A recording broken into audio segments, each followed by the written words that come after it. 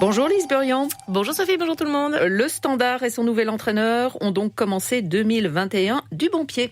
Une victoire 3-1 contre Waasland Beveren, premier succès du Standard en championnat depuis le 1er novembre. Alors Bailey, le nouveau coach, avait prévenu en conférence de presse avant le match. Après 7 jours, ça va pas être parfait, ça va pas être à 100%.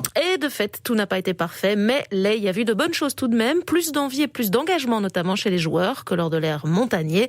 À retenir de ce match, le nom du nouveau capitaine, Mehdi Carcella, à qui Ley veut donc donner de nouvelles responsabilités. Le doublé aussi de Selim Amala, dont un coup franc somptueux.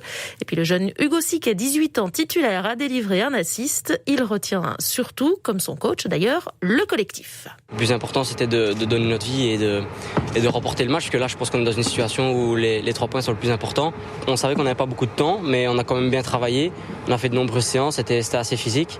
Et on a mis en place un système, et aujourd'hui, ça a bien fonctionné. Je pense que le fait que je joue un peu plus haut, ça a embêté Beveren, c'était le but. Donc voilà, je suis très content, et on doit aussi ça au coach Mbaye qui a mis en place ça pendant la semaine.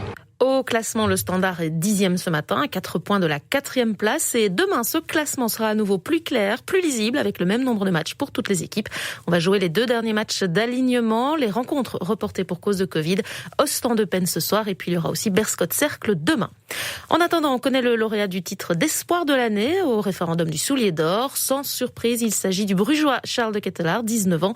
Un beau tir groupé du club de Bruges pour l'instant, avec Mignolet meilleur gardien et Clément meilleur coach. Mais Hans Vanaken ne gagnera pas un 3e Soulier d'Or, on le sait déjà.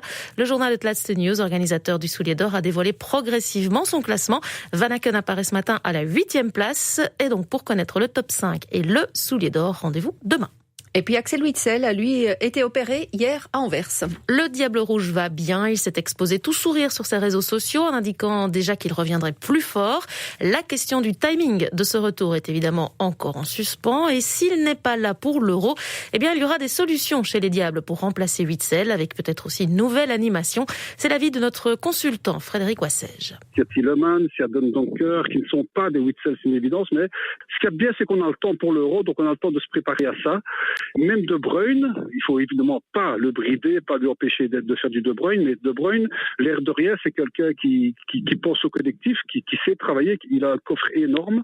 Il pourrait aussi lui peut-être acquérir 10% du style Witsel pour permettre à Tielemans, c'est lui d'occuper ce poste, quoi. Voilà, donc dans un moment comme ça un peu difficile à gérer avec un joueur dominateur qui n'est pas là, je pense que De Bruyne est capable d'accepter de faire des petites choses en plus. Où et quand auront lieu les premières courses cyclistes de la saison? C'est encore un gros point d'interrogation pour l'instant, avec des annulations en cascade. Après le Tour Down Under et le Challenge de Majorque, le Tour de San Juan passe lui aussi à la trappe à cause de la pandémie. Cela dit, les coureurs réfléchissent tout de même à leur programme à moyen terme. Tim Wellens, par exemple, a annoncé qu'il ne comptait pas disputer les Jeux Olympiques. Trop compliqué à gérer dans la foulée du Tour de France. Vincenzo Nibali, lui, a prévu de courir le Tour de France et le Tour d'Italie. En tennis, David Goffin jouera sa demi-finale du tournoi d'Antalya aujourd'hui en Turquie. Ce sera contre l'Australien Alex de Minaur. Et puis les meilleurs judokas du monde sont de leur côté réunis au Masters de Doha. Charline Vatsnik a combattu pour le bronze hier en catégorie moins de 52 kilos. La liégeoise s'est inclinée contre la championne olympique en titre, la kosovare Kelmendi. Aujourd'hui, Mathias Kass défendra son titre en moins de 81 kilos. Enfin, il mène la course depuis près d'un mois, mais Yannick Busthaven voit ses adversaires fondre sur lui en tête du Vendée Globe. Le leader se trouve dans une zone de vent très faible au large de Rio de Janeiro. Et c'est même une flotte d'une dizaine de bateaux qui jouera le podium jusqu'au Sable d'Olonne dans une édition décidément passionnante. D'ailleurs,